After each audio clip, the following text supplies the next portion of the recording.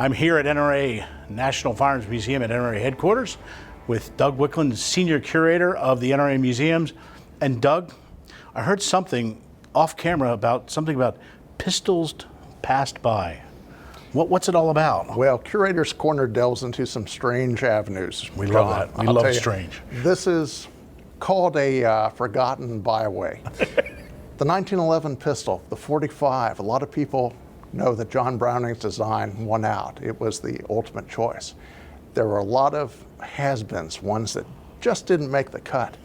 These are two guns that were designed by serving U.S. Army officers. Unfortunately, they didn't make the cut. The Pierce-Hawkins was actually the design of two individuals at Springfield Armory, a lieutenant and a major. They made two of these, and the situation was that it was a design that was supposed to compete with all of the designs from Europe. Europe furnished us Luger, Mauser, a few other folks to compete by.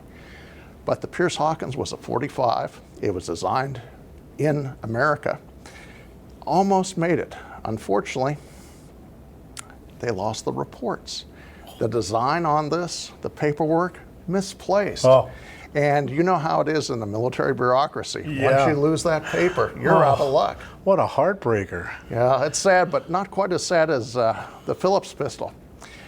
Whereas the Pierce-Hawkins was recoil operated, the Phillips, big ungainly gun, gas operated, twin sets of springs on it, and it was made for the princely price of $450 back then too. But this was designed by a man that was at Frankfurt Arsenal, and he decided he was going to come up with a design. He was going to test it, he was going to shoot it, and on that first firing, of course, what happens? Pieces of the gun start flying off at him. That's never good. Well, when the report says, that a major component came back, hitting the operator near the eye, that might have been a pretty good indication there was something wrong. Wow, that could be a problem. They were both great designs around the same time. The good folks at Colt and at Savage were supplying the two major contenders, the ones that went head to head in 1911. But in that time frame, these two guns just didn't make the grade. Yet, we have them here as part of a special exhibit, America's Pistol, which will be opening up on the 24th of July. These two guns are part of the bygone stories. They'll be featured in that exhibit, plus the actual guns that competed against one another, the Colt and the Savage. It's an incredible time, John. This is an exhibit you need to take in when we open it. For sure. Now, so with a firearm like this, it's not a one-off, but there are very few of these made, I take it. Well, we know there's two on the Pierce-Hawkins. In fact, we were able to borrow one from the National Park Service. This is actually an incomplete gun. I understand the one up there in their storeroom, though, is even less equipped.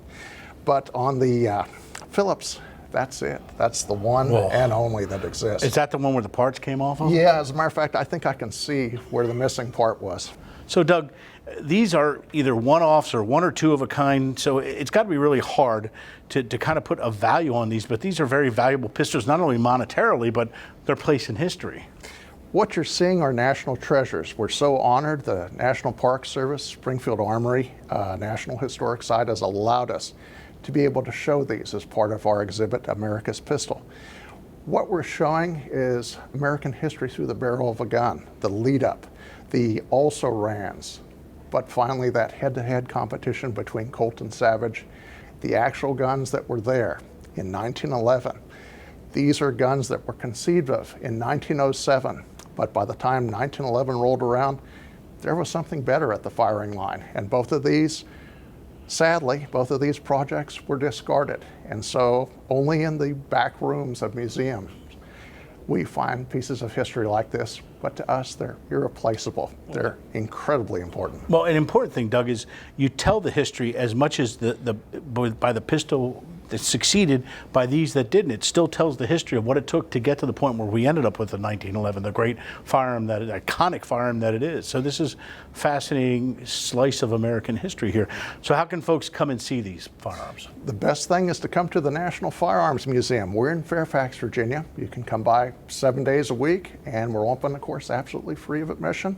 Check out our website at www.nramuseums.com to get more details. come by to see history. That's Doug? what we're selling. Doug Wicklund, Senior Curator at the NRA Museums. Thank you for this fascinating glimpse at these pistols passed by. Thank you, sir, for being on NRA News. All righty, thank you.